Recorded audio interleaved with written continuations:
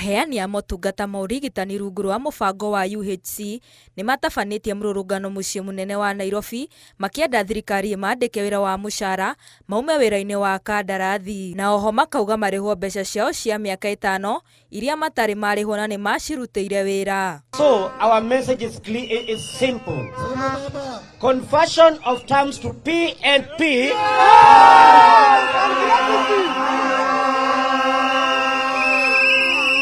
and payment of gratitude for the years that we have worked. Nakĩo kĩama kĩa mandagĩtarĩ KMPDU na ngwatanĩro ya aruti wĩra a thirikari UKCS maratetia mũbango wa SHA makiuga thenge ya kũrengwo mbeca cia SHA mĩcara-inĩ matiramũkĩra motungata ma thibitarĩ. And on SHA, I want to be very specific.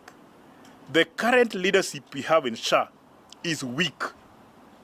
And if the government wants SHA to realize its obligations, we must press for the change of leadership of SHA.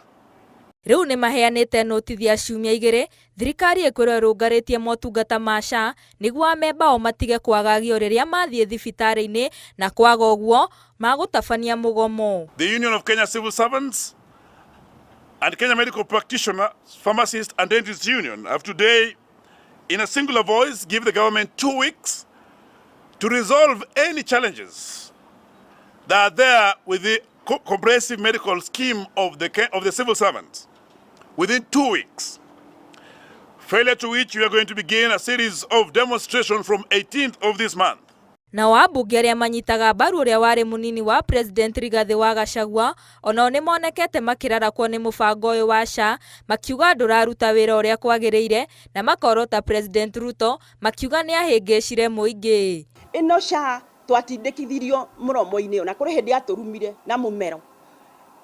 Kũrĩ hĩndĩ atũrumire akiuga nĩkĩ mwahĩtũkirie akorwo mũtiũĩ.